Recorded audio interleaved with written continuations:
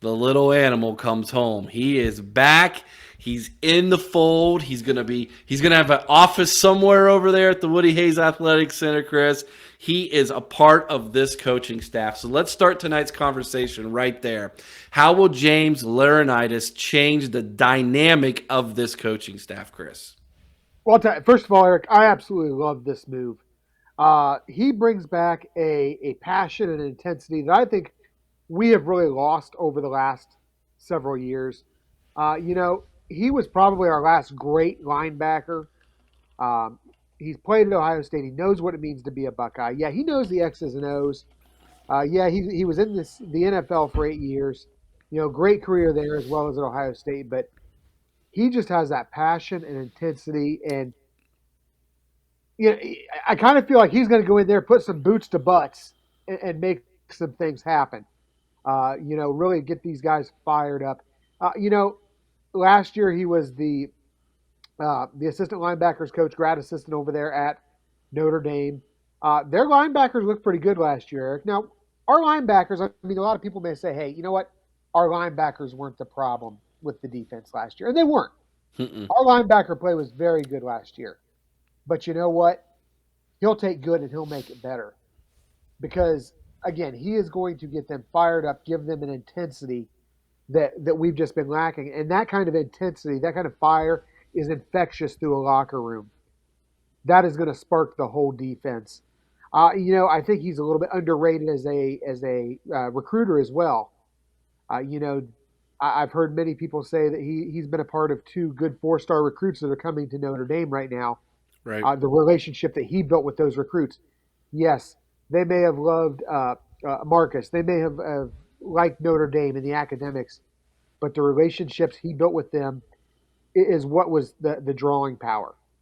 So this is a guy that I really feel is going to make a major impact in this program. He may be a grad assistant now, but I don't think it's going to be real long till you hear that grad part drop from the mix. Yeah. Um, this hire was for two reasons. Okay. Number one, I think you hit the nail on the head. He actually got the reputation in 1 year that he was going to be a very good recruiter. Yes. Which reminds us of someone else that we're going to talk about here in just a minute. But I think this is going to free up Jim Knowles to put more time in the secondary of his defense. The cornerbacks, the safeties. This is a safety driven defense. Everybody calls it that. Everybody says that. Jim Knowles himself preaches that. Yes. If he's got someone he trusts to take care of that linebacker room, which is what he was coaching, then he can spend more time with the weak part of this defense, which was that secondary, especially in giving up big plays. So I think this is really key for Jim Knowles to have somebody in there who he can trust and probably in the future take that GA title off of him, be the linebacker coach at Ohio State, and then Jim can concentrate on being the more of the head coach of the defense, which is what he was hired to do. He's been being paid $2 million. That is what some head coaches at small D1 schools are getting paid, Chris. More in So some cases.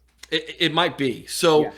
so I think having Jim Knowles freed up more to go see to get his hands and claws dug in to that defensive secondary is going to be really crucial for the success and continual growth of that defense. Now, we're going to talk about that defense here in the offseason because believe it or not, even though they had gave up a lot of points in their last two games and some big plays, overall, when you look at the 2021 defense compared to 2022 when Jim Knowles stepped in, there were some growths in that defense, Chris. Yeah. Yeah, absolutely. And we're among the people, Eric. We're quick to point out the big flaws, the big plays they're giving up. But you just look at how much I think the linebacker play improved. Uh, we didn't get the sacks we wanted, but I thought the defensive line played very well this year. Something that our friend Aaron talks about a lot as setting the edge and helping in the run game from that defensive line. And I think they did a great job at that this year. We weren't giving up huge running games. We were giving up huge running plays from time to time, and a lot of that came on the second string. You know, if you take out the exception of the game against that team up north, but well, and even in then, it didn't come till late in the second half. So I think you're right. I think the defense made a lot of strides. I think this is the kind of move that can put them over the top. So let's take some of your comments here, guys. Let's start off with Bronson Steinbrook. He says, once a Buckeye, always a Buckeye. Congratulations to James Laurinaitis, JL. I did post a picture, Chris, of him and his family with their daughter, and she's in a Buckeye cheerleading outfit. Now, I have not been able to confirm this, but I am wondering if they never sold their house in Columbus and they never moved. Wouldn't surprise me one bit. Wouldn't surprise me at all. Just something I would like to kind of maybe dig into a little bit there. Ryan says, give him some time and he will be a great coach. I agree, man. I agree. I think he can hit. I think he hits the ground running, in all honesty. The dude, if you ever heard him talk on the radio, he absolutely annihilated that defense a couple years ago. Yeah. And when he was an analyst, remember when he was doing analyst work for the Big Ten Network? Yes. You and I both said, this guy's going to be a coach, man. Yes, exactly. He knows. Yeah, the way he was able to dissect defenses and talk about that in relation to what the offense was doing was coach speech, man. It was over a lot of people's heads. And I think he will. He'll hit the ground running. He's just going to do a phenomenal job. Bronson chimes back in. He says he's already a darn good, awesome recruit. There has been a lot of reports that he was going to move up the coaching ranks quick over there in South Bend because of that very thing. They have a better recruiting class by the numbers in 2023 than what we did. Okay, that's not by mistake. Obviously, he was a big part of that. Ryan said we need more sacks on the defensive line. Yeah, I agree. I mean, if you go back, I think the first sack of the season came from Tommy Two Thumbs. Yes, I think he got the first sack of the season, which I thought was great because I think it set the tone for what we were going to see as far as the defense as a whole was being more aggressive in 2022. We definitely were that.